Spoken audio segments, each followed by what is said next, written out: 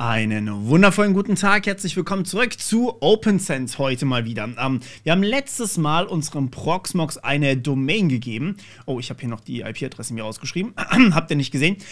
Und wir können den jetzt mit einem gültigen, stellt euch vor, einem gültigen Zertifikat erreichen über Le Internet. Das wollen wir am liebsten natürlich auch für OpenSense haben, aber wir haben hier ein kleines bisschen einen Spezialfall. Denn OpenSense hat keine öffentliche IPv4-Adresse. Tja, was machen wir? Also, zunächst einmal, wir haben hier Port Forwarding gemacht auf meinen Localhost Port 1337. Aber eigentlich laufen wir hier über den Proxmox und der wiederum leitet mir die, hier sehen wir es einmal ganz kurz, die 10.10.10.1, also Port 80, 10.10.10.1 auf meinen Localhost weiter. Das heißt, das Ding ist gar nicht so ohne weiteres über das Internet erreichbar. Oder etwa doch? Tja, wir haben hier trotzdem noch eine IPv6-Adresse gemacht. Und jetzt sehen wir, warum dieses Setup mit der IPv6-Adresse eigentlich so viel angenehmer ist als IPv4. Denn ich brauche hier kein Port-Forwarding machen oder sonst irgendwas. Ich kann ganz einfach hergehen und sagen, hey, wir wollen hier IPv6 einfach benutzen im Browser und da muss ich überhaupt nichts forwarden oder sonst irgendwas. Kann jeder einfach so drauf zugreifen. Jetzt ist das natürlich auch nicht unbedingt das, was man für eine OpenSense haben möchte vielleicht. Das richten wir aber in einem späteren Video noch ein. Wir wollen jetzt als allererstes mal überhaupt irgendeine Verschlüsselung haben. Klar, Localhost ist hier relativ unverschlüsselt, das ist klar. Aber über das Internet an sich ist eine unverschlüsselte Verbindung zu OpenSense vielleicht nicht die beste Alternative. Und deswegen wollen wir hier uns ein Zertifikat gönnen, so wie wir das bei Proxmox gemacht haben.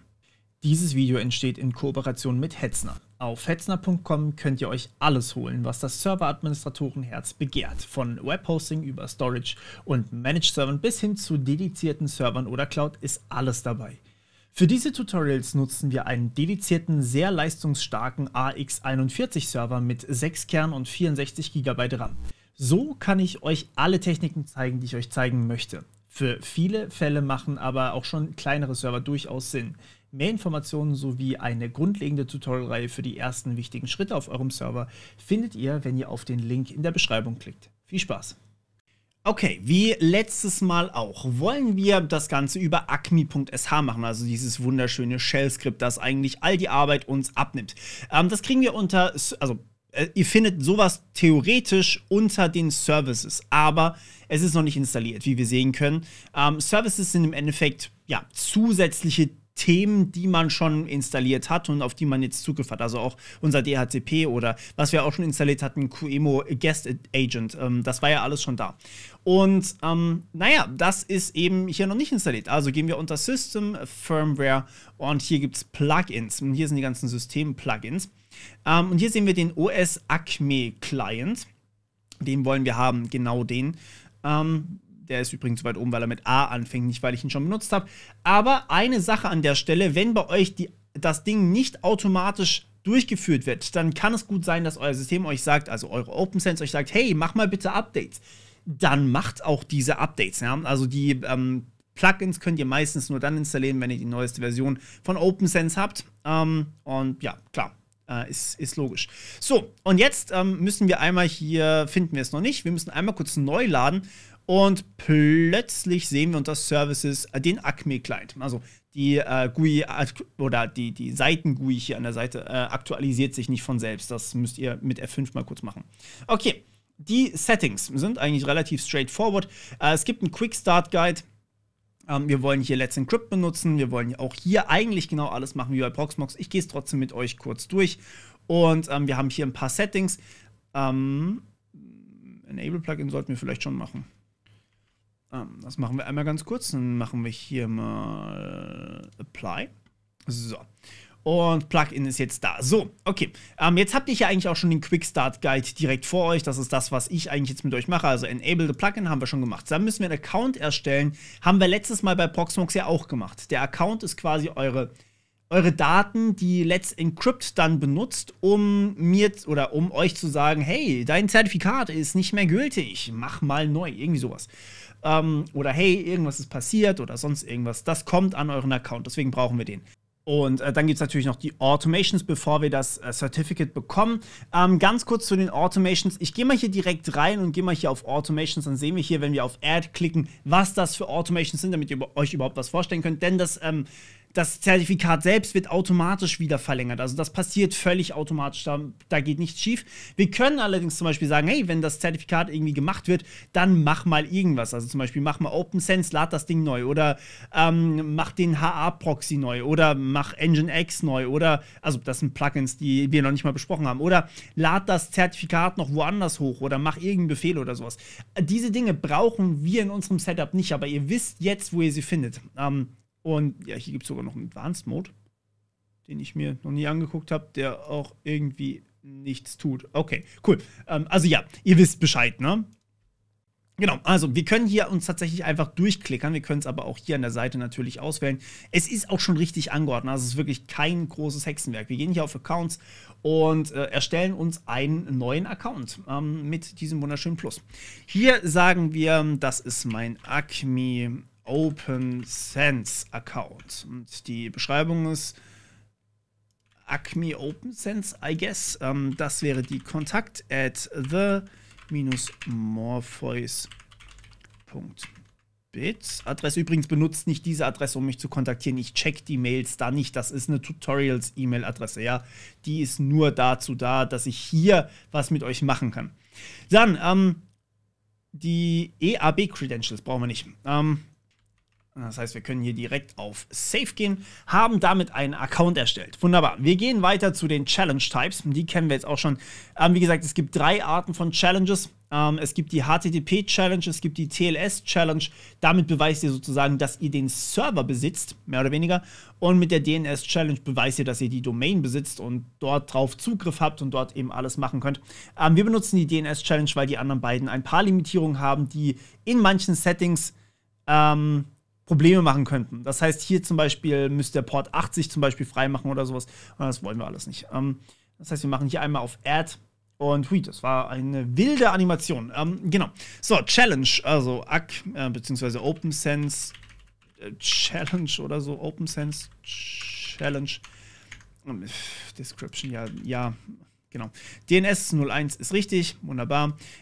Und hier auch wieder auswählen, welchen DNS-Service ihr benutzt. Hier wollen wir selbstverständlich auch Hetzner benutzen. Das ist übrigens nichts, was OpenSense-Einstellung ist oder Proxmox-Einstellung ist. Das hat einfach acme.sh mit Hetzner quasi zusammen gemacht. Und acme.sh ist halt einfach das Shell-Script, das hier einfach nur eine grafische Oberfläche bekommen hat.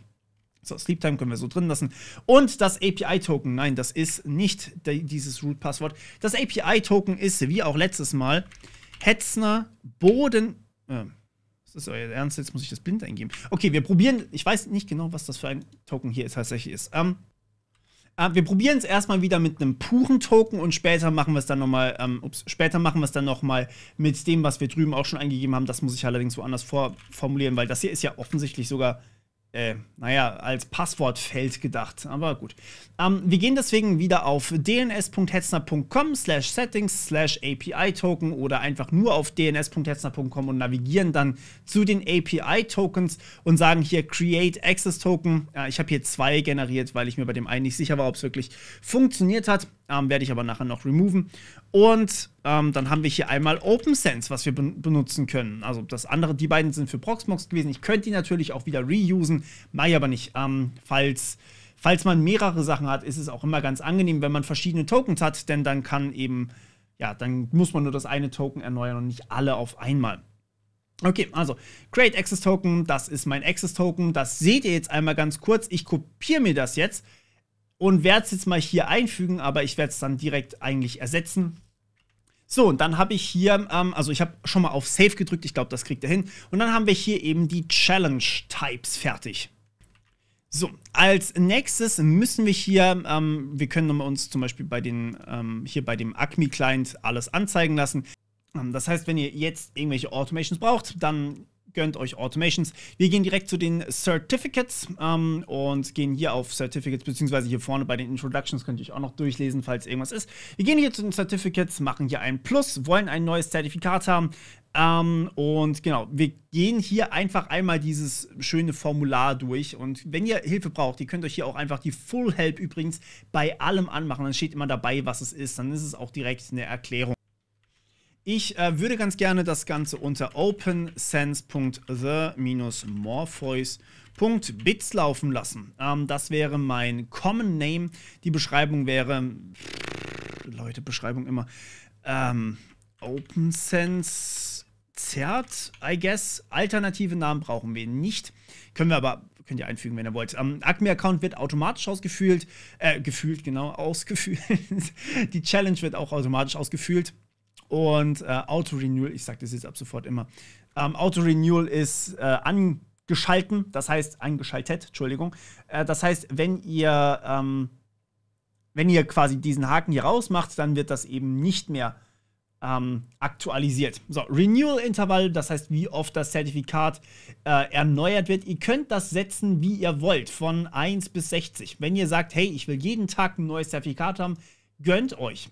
Ich mache das jetzt auf 60 Tage. Das sollte für uns hier bei OpenSense definitiv reichen, denn das ist ein Tutorial-System. Wie gesagt, je häufiger man es macht, desto weniger schlimm ist es, wenn irgendwer die Keys in die Hand bekommt. Aber mit der Aussage bin ich sehr vorsichtig, weil man auch innerhalb von einem Tag unfassbar viel Schaden machen kann. Das heißt, schaut, dass niemand die Keys in die Hand kriegt. Das sei hier mit Nachdruck gesagt. So, jetzt habe ich hier die Möglichkeit, ich kann hier die Keylänge bestimmen. Jetzt bin ich wieder da. Es tut mir sehr leid, ich musste ganz dringend in einen Call abhüpfen, den ich vergessen hatte.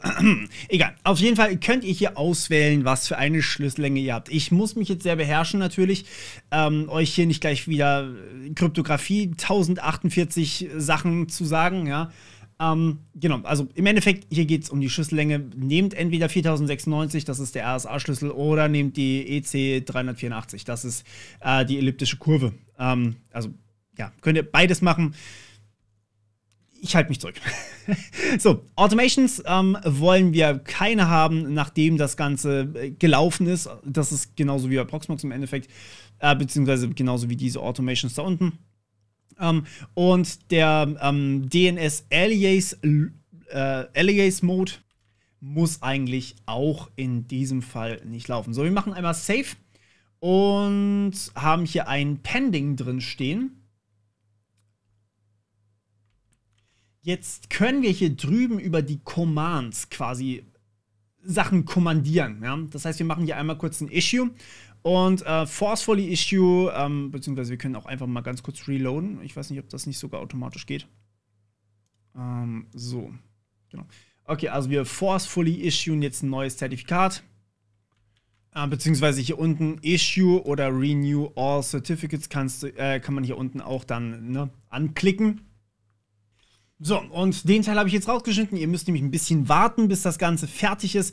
Wir haben hier gemeinsam die 120 Sekunden Zeit eingestellt. Ihr könnt, wenn ihr noch unsicher seid, ob da irgendwie Schwierigkeiten aufgetreten sind, hier unter den Log-Files habt ihr die Logs im Endeffekt und das ACME-Log. Und hier sehen wir auch in diesem Fall gerade, dass irgendwas passiert ist. Hier haben wir nämlich einmal jetzt die Validation failed. Das ist gerade eben noch nicht da gestanden, fand ich ziemlich lustig. Das heißt, wartet ein bisschen, aktualisiert das ganze Ding und dann steht hier irgendwas. Und irgendwann wird sich das wohl hoffentlich erledigt haben, beziehungsweise wird da stehen, was auch endgültig dort stehen bleibt. Das dauert ein bisschen.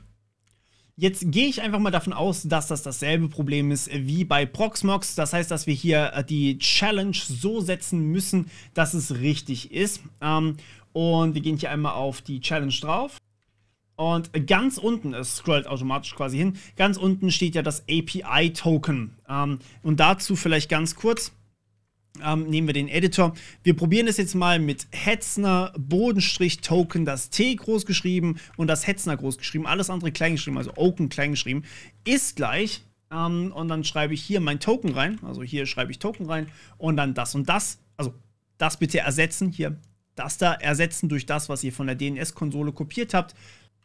Und dann hier einfügen. Wo ist es? Hier einfügen. Und tada, es hat funktioniert. Also ihr wisst Bescheid, es muss eben dieses Hetzner-Token sein, also groß geschrieben Hetzner Bodenstrich, Groß-Token, also Groß-T, Klein-Oken, ist gleich Anführungsstriche, lange Zeichenkette von der DNS-Konsole, also das Ding hier, und dann wieder Anführungsstriche Ende sein. Und das müsst ihr hier bei den Challenge-Types eintragen und dann hier eben einmal auf Issue oder Renew gehen und dann kriegt ihr ein neues Zertifikat und dann habt ihr hier auch ein Zertifikat. Jetzt, nächster Schritt ist, wir können das hier natürlich immer noch quasi ohne Zertifikat nur benutzen, weil wir das sowieso forwarden zu uns und hier IPv6, wir haben noch gar keinen DNS-Eintrag für OpenSense. Das heißt, wir müssen überhaupt erstmal opensense.the-morpheus.bits setzen und in dem Fall haben wir jetzt tatsächlich nur eine IPv6-Lösung. Und das heißt, wir gehen einmal hier auf dns.hetzner.com, gehen auf unsere DNS-Einträge und wechseln hier vom A-Eintrag, der nur eine IPv4-Adresse bekommen kann, zu einem AAAA-Eintrag. Der kann nur eine IPv6-Adresse bekommen. Und hier machen wir OpenSense rein.